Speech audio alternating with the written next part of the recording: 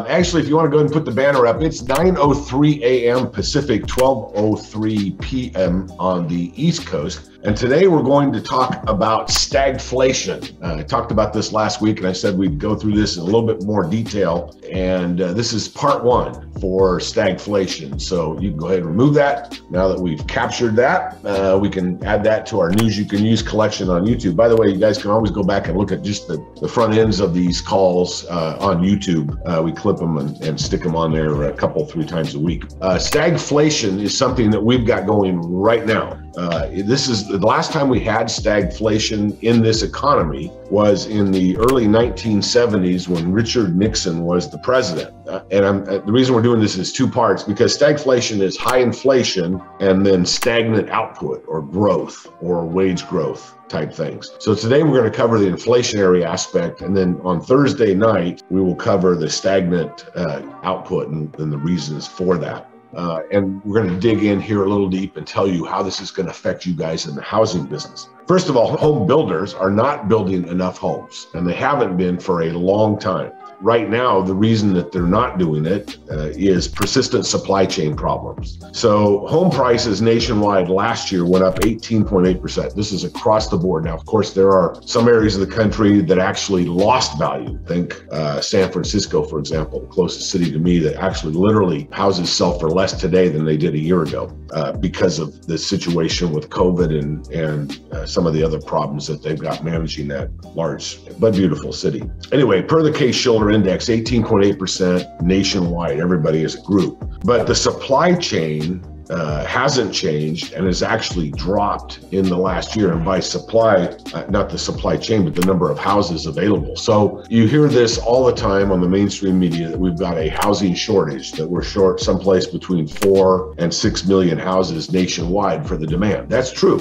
But in theory, we are always short of houses. There's always, if all things were being equal and everybody who didn't have to actually pay for a house could get a house if they wanted a house, then yes, we are theoretically short of the number of houses. The home builders have tended to manage that properly by anticipating, demand that can come through with an actual loan. In other words, there could be demand for 4 million houses, but it may only 400,000 people be able to actually afford to get a new house. Now, one of the things that has exacerbated this in the last year or two is the coming of age of millennials. So millennials, the average age is now 30 years old, and that's the average age in the US historically in which people will buy their first house. So we've got this huge demographic of millennials who in theory want to own a home. Now, do they want to? Yes. But these folks have lived, and the reason I can have some expertise on this is my oldest son is 30, and he lives in San Diego and has lived in a condo for 6 years or 7 years, has a great job, makes a lot of money, saves a lot of money, could afford a house, but they like that urban lifestyle. Do they want a house? Yes. Would they be part of that 4 million people in theory who would like to get a house but can't afford it, or can't find a house? Actually, he can afford it, but he can't find something that's priced reasonable. Yes. But he's okay living, in downtown San Diego and, hitting all the things that 30-year-olds did. But anyway, there's 2 ways to address this supply chain shortage. First of all is to increase the supply of the items of the actual supply chain itself that we're short on. So in the housing business, we can't get garage doors, cabinets, windows. These things are holding back new home build. If you guys have done any remodeling lately, you'll find that it's very hard to find those things. And the government can't fix that problem. The government can't mandate, hey, we require more garage doors, we require more window manufacturing, that kind of thing. They can't do that. The second way that we can address this supply issue of a shortage of houses is to raise interest rates. But what that does is it chokes off the home buying demand. In other words, when rates get so high, the monthly payment that people will be paying will be too much and they won't be able to afford a house. So that's one way and the government has historically tempered this by doing that. So they've raised rates. And for example, 6 months ago, you could get a government-backed FHA loan for 2.6%. Today, it's about 3.8%. That's a 50% increase, essentially. So if you got a home loan a year ago or 6 months ago and you paid $2,000 a month, today it would cost you $3,000. And a lot of people, that difference between 2 and 3 is the difference between staying in the rental house or apartment they're in and buying a new home. So that has effectively chopped demand fairly dramatically. But here's the rub. If there is not enough housing stock to satisfy demand so that a rate of interest rates, a bump in interest rates will actually throw off the economy, the rest of the economy, and literally could throw the rest of the economy into a recession. And it can get so bad, it can come to the point where Nixon had to step in as a federal government. I think it was in 1971 or 72, and he did several things. He devalued the dollar. We can't afford to do that nationwide or even globally, because if we devalue the dollar, it's going to cost us more money to pay our interest to the people who bought our T-bills, T-bonds, and that type of thing. And if that happens, the country goes broke. We can't print money ad infinitum. That's a whole nother show we'll talk about at some point in time. But the devaluation of the dollar is really not something that would be on the plate in today's day and age. Now, in 1971, our borrowing was very minimal. We weren't in hock to the Chinese for trillions of dollars like we are today. So that one's off the table. The other thing that he did was he declared wage and price freezes. I think that this may happen. I think that you may see this thing if the price increases that the Fed is projecting don't work. And the first one is scheduled tomorrow.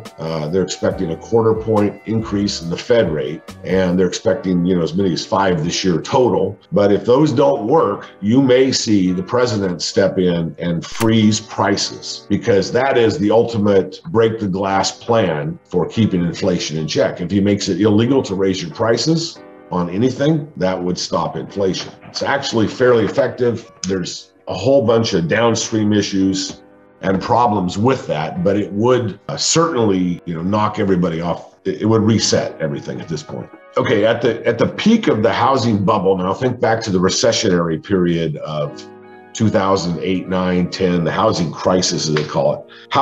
The housing market was the most fragile piece of the economy. Today, it's the other way around. The housing piece is the strongest piece of our national economy. And as such, it's in the government's best interest to really protect it. So they've got themselves between a rock and a hard place. They've got to get this inflation under control, which is actually a supply chain issue, I would argue, instead of pure inflationary issues. And the way to look at it is like this. If there is a limited amount of supply of any goods or services, who's going to be the buyer of those? Well, it's going to be the people who can pay the most amount of money for it, right? That's what creates an artificial inflationary environment. So who gets the supplies? The people who have money. The rich people get the stuff, and people who are not as fortunate financially don't get the stuff. And the stuff would also include the housing stock that's available out there. Now, keep in mind, house prices and interest rates do not factor into the CPI, the Consumer Price Index. And that's the thing that they use to gauge whether inflation is going up or down, the CPI. But what does go in there that's housing related is rental rates, the amounts that people pay to rent a property. So if we choke off demand to buy houses by raising interest rates too high, it will create more of a demand for a rental property. And once again, you have a small number of rental properties compared to the big demand, so rental rates go up. We've seen that happen for the last year or so, and I believe they're going to continue to go up. So in this industry, owning a rental is probably not a bad thing, especially if you use something like a lease option strategy that we teach in transactional engineering to help you. So anyway, that's kind of it for inflation. The government is between a rock and a hard place. I would potentially project that if down the road, if these first 2 increases, the one now and the one in, I think, May, if they don't cool off this heating economy and allow us to get more supply into the system, expect the president to step in if he's capable and able and do some kind of a wage/price freeze on everything. Probably not a bad idea. I know it's a drastic, draconian type measure. I'm typically more free market oriented, but I might support it because here in California, This last weekend in Southern California, gas was $6.99 a gallon at some stores. I haven't seen it go over $7 yet, but we're close. And, people cannot afford to drive like they used to. I mean, it was a noticeable difference on the freeway system in the last even week for people. It's almost eerie, like COVID is starting again, because people just can't get out there and drive. It's crazy. So I would expect you'll see something like that happen if this increase in Fed rate doesn't help. And I don't think that it will.